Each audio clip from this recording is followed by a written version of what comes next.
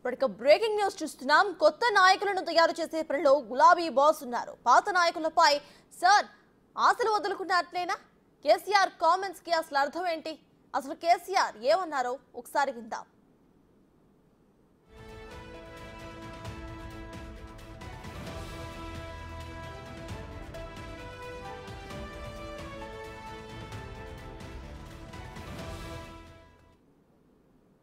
అనేక సమస్యలు తెలంగాణ రాకపోతున్నటువంటి అనేక సమస్యలు తీర్చి పేదసాలకు కులాలకు మతాలకు అతీతంగా కూడా మనం ఆడుతున్నాం. కొన్ని సందర్భాల్లో ఏమైందంటే ఒక అత్యాశపడి కావచ్చు, ఒక ఆగమని కావచ్చు, కొన్నిసార్లు అబద్ధ ప్రచారాలు నమ్మి కావచ్చు, ప్రజాస్వామ్యంలో పోతావచ్చు. అట్లాంటి సందర్భంలో మనం వచ్చింది, మనం ఎన్నికల్లో ఓట్లు పాలైనాం. మీ అందరితో నేను కోరేది, రాజకీయం అంటే మేము అధికారంలో ఉంటే లెక్క, మేము అధికారంలో ఉంటేనే పంటలకు అధికారంలో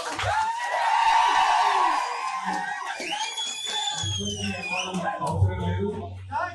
ఇంకా నెరవేరవలసినటువంటి తెలంగాణ ప్రజల కళలు మనమే నెరవేరుస్తాం. అందుకని మనకున్న డెప్తు, మనకు తెలిసిన లోతు, తెలంగాణ దుఃఖం, తెలంగాణ బాధ, తెలంగాణ అవసరాలు మనం తెలిసినంతగా వేరే వాళ్ళ మీ అందరితో కూడా నేను కోరేది, దయచేసి మంచిగా నిబద్ధతతో ధైర్యంగా ఎక్కడ వాళ్ళు అక్కడ పనిచేయండి. మీరు కోరుతున్న వాళ్ళకైతే మంచి డైనమిక్ ఎమ్మెల్యే ఉన్నారు. ఆయన డాక్టర్ పని, ఈ పని, ఆ పని కలిసి చేస్తుంది. సరే, జగిత్యాల ఒక ఆయన పోయి దొంగలు కలిసిపోయి కదా మనం ఆయన సృష్టించాం. మన సమాధానంలోనే మళ్ళీ ఒక బుల్లెట్ తయారు చేసుకొని దానికి ఇబ్బంది లేదు. అది ప్రజలు కూడా నిర్ణయం చేసిన టైం వచ్చినప్పుడు. కాబట్టి మనం ఏం తొందర కూడా అవసరం లేదు. మనం ఉద్యమమే చేసిన వాళ్ళు ఆనాడు ఎవడున్నాడు మనకు? మన జై తెలంగాణ 2001 నుంచి మొదలు పెట్టిపోతే మనకి ఎమ్మెల్యే ఉన్నాడా, ఎంపీ ఉన్నాడా, ఎవడన్నా మంత్రి ఉన్నాడా, ఎవడున్నాడు? పోయినోళ్ళు పోతే ఏమైంది? కొత్త క్యాడర్ను తయారు చేసుకుందాం. ఇవి కేసీఆర్ నిన్న కార్యకర్తలతో చెప్పిన మాటలు. ఆయన చేసిన వ్యాఖ్యలు చూస్తుంటే కారు మొత్తం ఖాళీ కాబోతూ ఉందనే సమాధానం అయితే వినిపిస్తోంది. ఎందుకంటే సీనియర్ నాయకులంతా కూడా ఒక్కొక్కరిగా పార్టీని వదిలేసి హ్యాండ్ ఇస్తున్నారు.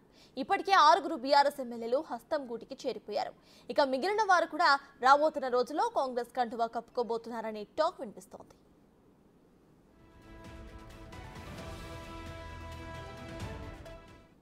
అయితే ఉన్న ఎమ్మెల్యేలను కాపాడుకునే పనిలో ఉన్నారు గులాబీ బాస్. నిన్న ఎర్రవల్లి ఫామ్ హౌస్ చుట్టుపక్కల గ్రామాలకు చెందిన కార్యకర్తలతో మాటామంతి నిర్వహించారు. పార్టీ పరిస్థితిని ఉద్దేశిస్తూ ప్రస్తావించారు. పోయేటోడు పోయినా సెకండ్ క్యాడర్ను తయారు చేసుకుందామనే సంకేతాలను ఇచ్చారాయన. అయితే దొరవారి మాటలు వింటూ ఉంటే పాత నాయకులపైన నమ్మకం వదులుకున్నట్లే కనిపిస్తోంది.